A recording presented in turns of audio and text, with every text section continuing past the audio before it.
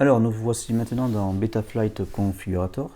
Je vous mets le lien dans la description pour pouvoir le télécharger. Donc si vous avez bien retenu, ce qu'il faut savoir c'est que dans votre drone, dans la carte contrôleur, il y a un Betaflight déjà. Ce qu'il faut faire, c'est installer Betaflight Configurator pour pouvoir modifier le Betaflight qui se trouve sur la carte contrôleur. Donc voilà, nous avons téléchargé Betaflight.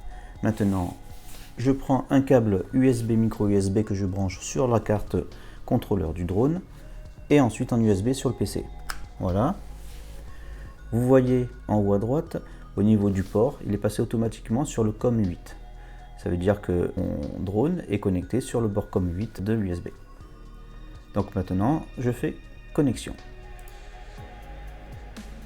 Voilà, nous arrivons maintenant sur le premier écran de connexion, sur l'installation. Ce que nous allons faire dans un premier temps, c'est mettre à jour le firmware de la carte contrôleur. Avant de faire une mise à jour, on va aller tout en bas à gauche. Alors je me suis mis en mode expert. Voilà, en haut à droite, on a un petit bouton pour passer en mode expert.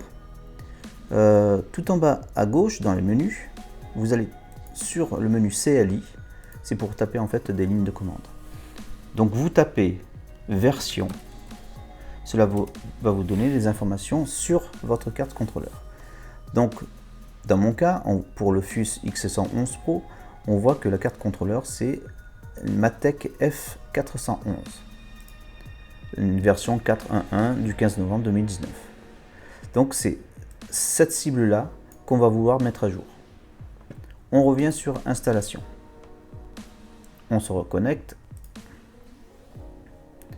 Avant de faire le flashage du firmware, il faut vérifier que votre port Windows passe bien en mode DFU. Mode DFU, c'est pour passer en mode bootloader. Donc pour cela, vous cliquez sur le bouton activer le bootloader. Je le fais. Et je vois moi en haut à droite, à la place de COM8, j'ai DFU. Donc j'ai bien les pilotes DFU qui sont installés sur Windows. Parce que je suis avec Windows. Si vous ne l'avez pas, il faut que vous installiez par exemple le logiciel Impulse RC qui va lui mettre à jour les pilotes afin que vous puissiez utiliser le DFU. Je vous mets le lien dans la description. Donc là, on est en mode DFU. Donc on va aller pouvoir flasher le microprogramme. Donc vous allez à gauche dans flasher un microprogramme et on vous demande de choisir une carte. C'est là qu'on retient ce qu'on a vu tout à l'heure quand on a fait version dans le CLI. C'était une Matek F411. Donc je vais chercher ma cible qui s'appelle Matek F411. Elle est ici. Elle est sélectionnée. Automatiquement, le logiciel vous sélectionne la dernière version disponible du firmware pour cette carte-là. Donc la 4.2.8. On voit que celle que j'ai actuellement, c'est celle-ci. Donc il y a beaucoup de versions entre temps.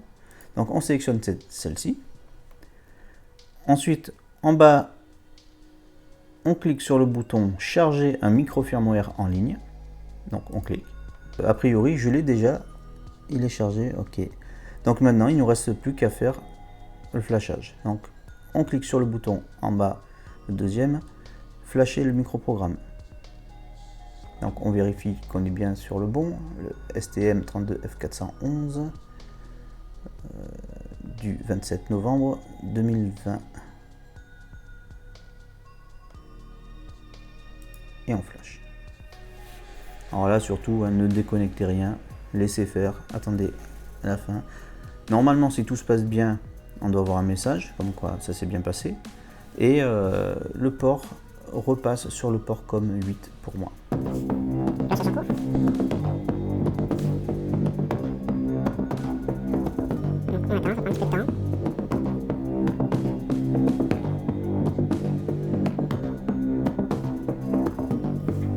Voilà, le flashage s'est terminé avec succès, programmation succès, et on voit qu'en haut à droite, on est repassé sur le COM8. C'est-à-dire qu'on va se connecter maintenant sur notre drone, on revient et on se connecte. Ça c'est normal puisqu'on n'a encore rien fait du tout. Alors, maintenant que nous sommes reconnectés avec la nouvelle version, on va quand même vérifier qu'on a bien flashé le firmware. Donc on retourne dans le CLI. Et on retape version. Et si tout va bien, on a la version 4.2.8 version STM32F411. Donc là, il nous met voilà, board name Matek F411. On a un petit peu plus d'informations qu'au départ. Maintenant, nous allons rentrer dans le mode réellement de configuration. Alors, ce qu'il faut savoir et à retenir, c'est que chaque fois que vous allez modifier quelque chose, pensez bien à enregistrer à chaque page. Par exemple, si je vais sur le port, que je change quelque chose, pensez toujours à faire sauvegarder et redémarrer. Sinon, vos changements ne seront pas pris en compte au changement d'onglet. Dans un premier temps, on va faire ce qui est indiqué à l'écran, calibrer l'accéléromètre. Donc, je positionne la carte de vol ou le châssis à plat et je m'assure que rien ne bouge. Par exemple, là je le prends dans la main, vous voyez que à l'écran, je le penche en avant, je penche en arrière, à gauche, à droite. Vous voyez que ça réagit bien. Donc je calibre, je vais les poser, je calibre. Voilà, normalement c'est bon. Ensuite, calibrer le magnétomètre. Faire tourner le multirotor à 360 degrés minimum sur les 3 axes. 30 secondes pour le faire. Ben, dis donc. Alors, je le prends. 360 degrés, 360 degrés et 360 degrés. Voilà pour cette partie. Maintenant, on va dans l'onglet port. Dans l'onglet port, il y a déjà USB-CP, ça vous ne touchez pas, vous le laissez comme tel quel.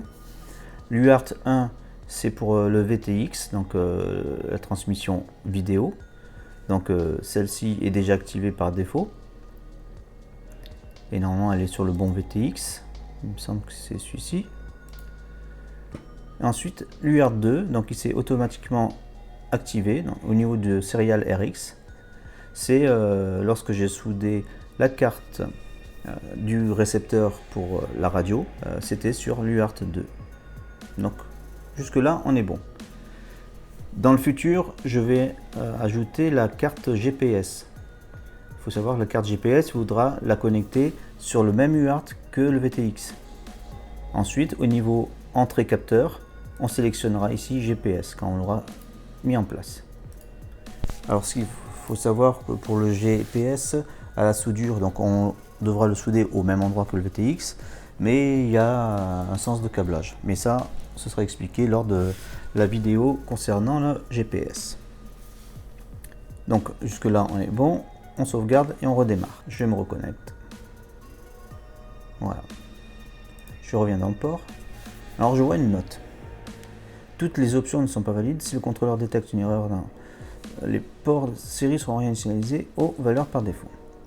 Ne pas désactiver MSP, donc c'est ce que je disais, c'était ça. Sur le premier port série, sauf si vous savez exactement ce que vous voulez faire.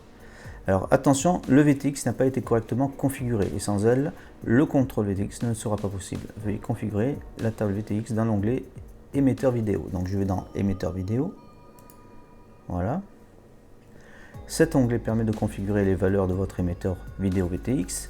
Vous pouvez consulter et modifier les valeurs d'émission, y compris la table VTX, si le contrôleur de vol et le VTX le permettent. Pour configurer VTX, suivez les étapes suivantes. Allez sur cette page. Alors, qu'est-ce que c'est que cette page? Voilà.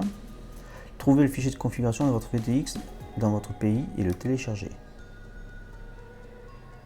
Donc, je sélectionne le IRC Tramp dans mon pays. Donc, c'est celui-ci, EU, Union Européenne. C'est un JSON. C'est du lien sous. Voilà. En JSON.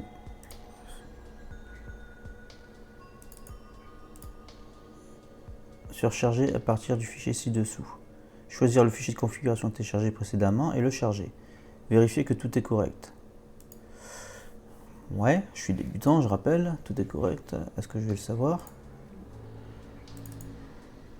C'est celui-ci. Hop, il est chargé. En me référant à la feuille fournie par FUS, je vois donc un tableau concernant la puissance. C'est ce qu'on a ici. Au niveau de Betaflight, nombre de niveaux de puissance. Et on a un tableau avec les fréquences d'ajustement. Au niveau des puissances, on en a 3 sur le FUS, donc je mets 3. Le premier c'est 25 mW, le deuxième c'est 100, donc ici je vais mettre 100. Et puis en désignation je mets 100. Ça me rappelle que c'est 100, voilà. Et 200 pour le troisième. Je sauvegarde, donc j'enregistre. Donc au niveau de l'onglet émetteur vidéo, on va charger un fichier que j'ai récupéré depuis le site Elmicro, spécifique au FUS X111 Pro bien sûr. Voilà, ici, voilà, cette table là, qui est ici.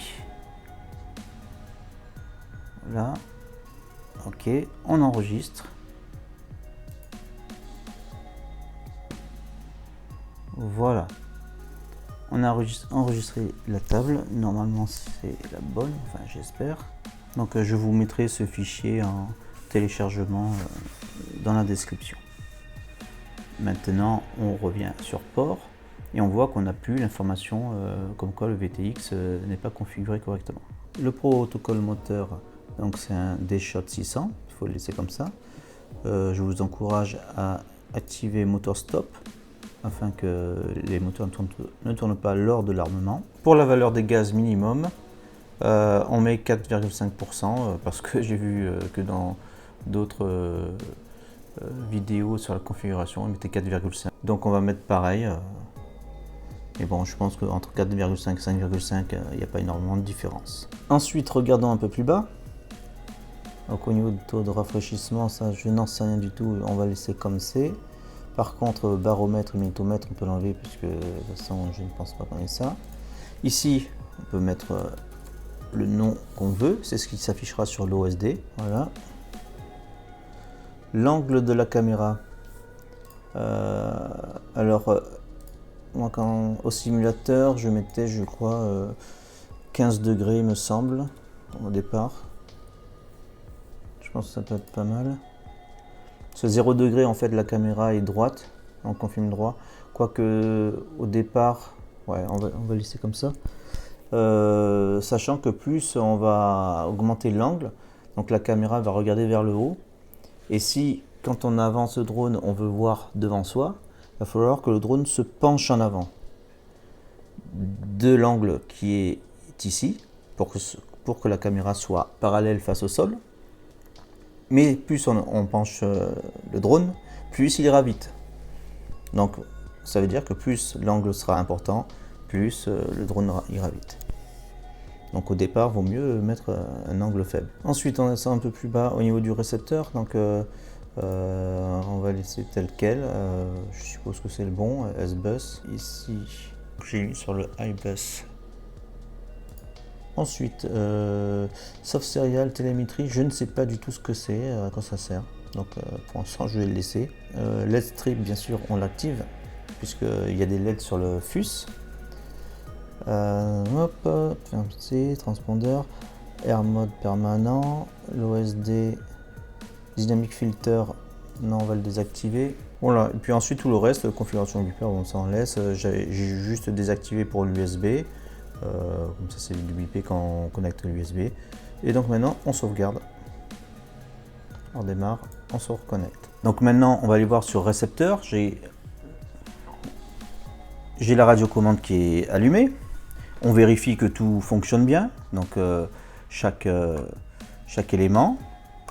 Donc le roll, le pitch, le yaw, le throttle, donc manette des gaz. Ensuite les autres commandes. On verra plus tard, tout à l'heure, à quoi elles correspondent. On vérifie que tout fonctionne, tout répond correctement. Voilà.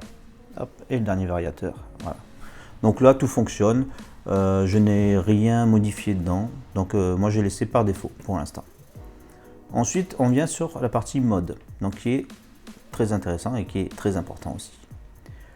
La première chose que j'ai mis en place, c'est l'armement. L'armement, j'ai mis sur l'auxiliaire 3. Quand c'est activé, ça passe rouge. Désactivé, ça sera grise. Donc désactivé, on voit qu'on est à ce niveau-là. Activé, il suffit de mettre la réglette au bon endroit. Ensuite, au niveau de l'armement, j'ai aussi mis en place le pré-armement sur un autre switch, l'auxiliaire 6. Alors déjà, le pré-armement, ça me permet en fait de pouvoir armer que si j'ai pré-armé avant. Pour éviter les problèmes, si des fois quand on va chercher le drone, on se baisse, sans faire exprès, on appuie sur l'armement et que le moteur démarre direct. Donc là, ça peut être très dangereux. Donc ce que je fais, je préarme pour pouvoir armer. Si je n'ai pas préarmé avant, même le fait d'armer, ça ne démarrera pas. Donc c'est une sécurité supplémentaire. Et ce que j'ai fait aussi, donc pour être sûr qu'au niveau du préarmement, donc qui me sert uniquement pour pouvoir armer, pour être sûr que celui-ci soit éteint par la suite, j'ai mis aussi un beeper. Donc ça veut dire que au moment du préarmement, j'ai dit que le préarmement fait aussi mettre en route le beeper. Donc sur le mien, il n'y a pas de beeper, mais le drone clignote. Mais ceux qui ont un beeper, c'est très intéressant. Comme ça bip à ce moment-là. Vous pouvez armer. Une fois que vous avez armé, vous entendez que ça bip toujours, donc il y a un souci. Donc vous enlevez préarmement et ça ne bip plus.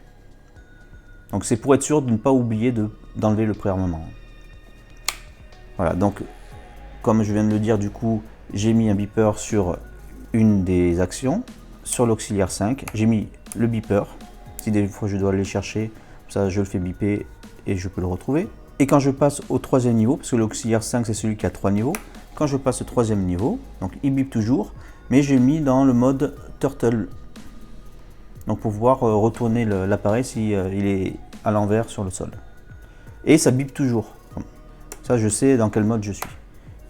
Quand je désactive tout ça, ça ne bip plus. Ensuite, au niveau de l'auxiliaire 4, donc celui qui s'allume, le angle, par défaut, je suis en mode accro, donc complètement manuel. Alors le mode angle, c'est le vol stabilisé. C'est-à-dire que j'ai fait en sorte, c'est comme une sécurité. Si des fois je commence à paniquer pendant le vol, hop, je repasse en stabilisé pour que je puisse recontrôler correctement le drone et ensuite je repars en accro. Et sur l'auxiliaire 1, donc l'auxiliaire 1, je l'ai mis sur le variateur parce que moi j'ai pas d'autres touches. Donc sur la FlySky FS i6X. Donc j'ai mis sur le variateur. Et quand j'arrive au bout du variateur, il passe en Air Mode. L'Air Mode, apparemment de ce que j'ai compris, ça fait que le drone, lorsqu'il va vouloir se poser, il va en fait rebondir sur le sol. En gros, c'est ce que ça fait. Par contre, l'Air Mode, il est bien de ne pas l'avoir activé si on fait un vol en intérieur à la maison, dans l'appartement. S'il fait rebondir sur le sol, ça peut être vite très contraignant et voire même dangereux pour vos vases. Voilà, donc une fois qu'on a fait tout ça, on n'oublie pas d'enregistrer. Ensuite, on passe sur l'OSD. Bon, si vous voulez voir le moteur, c'est pour une vérification que tout fonctionne. Bon, là, j'ai pas branché la batterie, mais là, on peut voir si tout fonctionne correctement. On passe sur l'OSD. L'OSD, c'est ce qui va s'afficher dans votre masque. Alors là, je vais juste vous dire moi ce que j'ai mis. Après, chacun peut mettre ce qu'il a envie. Vous voyez, donc j'ai mis l'altitude. Donc 1, 2 et 3, ce sont les profils. Donc 1, profil 1, profil 2, profil 3. Donc j'ai mis l'altitude, les avertissements, les barres latérales de l'horizon artificiel. Ici. La consommation ampère-métrique de la batterie. Savoir si je suis désarmé ou pas. La direction du point de décollage, ça c'est lorsque j'aurai mis en place la carte GPS, que je n'ai pas encore. Enfin, je l'ai, mais je ne l'ai pas encore installée. Ça fera partie d'une prochaine vidéo. La distance du point de décollage, distance parcourue en vol, horizon artificiel qui est ici. Donc toujours bon à savoir si on est à plat ou pas. Latitude, longitude. Le temps restant estimé. Le niveau de la batterie, bien sûr. Le nom de l'appareil, bon ça, voilà, on n'est pas obligé. La qualité du lien de réception avec le masque, avec le retour vidéo.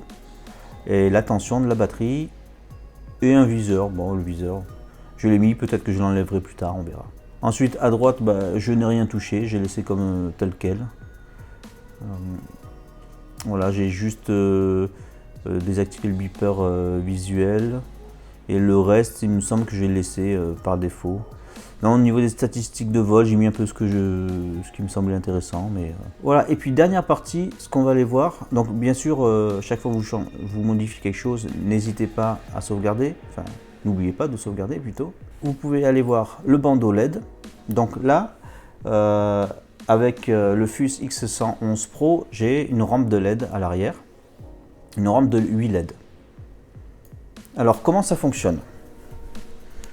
Moi dans mon cas ici, vous pouvez le voir, j'ai sélectionné le scanner Larson, un peu à la mode K2000, pour ceux qui connaissent la série avec David Hasselhoff. Donc alors comment on fait? Alors, je vais essayer de le faire en direct. Si je m'en souviens, on va tout effacer. J'efface tout. Voilà, c'est pas effacé. Voilà, c'est ici. Hop, on efface tout. Voilà, là il n'y a plus rien. Donc on se met en mode commande par numéro. Je pense qu'on peut se mettre n'importe où, hein, il n'y a pas de problème. Donc je vais sélectionner mes 8 LED. 1, 2, 3, 4, 5, 6, 7, 8. Elles prennent un numéro, donc c'est vraiment l'ordre. Une fois que c'est fait, je désélectionne. Donc j'ai toujours mes LED qui sont sélectionnés, mais il n'y a rien qui va être affiché pour l'instant. Donc je les resélectionne. Ici je vais choisir mode couleur. J'ai décidé de faire un scanner et j'ai choisi la couleur rouge. Je sauvegarde et c'est tout.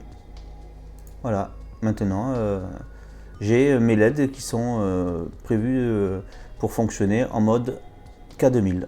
Voilà, ben, je pense que là j'ai tout dit sur ma configuration. Après, je ne suis pas l'expert là-dedans, donc il y en a d'autres qui savent aussi très bien vous expliquer chaque chose. Moi, ce que je vous ai expliqué, c'est ce que j'ai pu voir à droite à gauche dans des chaînes YouTube, surtout grâce à Culture FPV. Et si vous voulez des infos supplémentaires, ben, allez voir aussi leur chaîne qui explique très bien les choses. Donc moi, j'ai surtout expliqué par rapport à mon cas, par rapport au fait que j'utilise le FUS X111 Pro. Et on se retrouve bientôt. Je vous souhaite bon vent. J'espère que cette vidéo vous aura plu. Dans la prochaine, nous allons voler en extérieur et pas en intérieur. En intérieur, c'est trop compliqué. Le drone est trop puissant, même en 2S. En attendant, n'hésitez pas à laisser vos commentaires sous la vidéo. Laissez un pouce bleu si vous en avez envie. Et si vous ne voulez pas rater les prochaines vidéos, abonnez-vous et activez la cloche. Et moi, je vous dis à bientôt.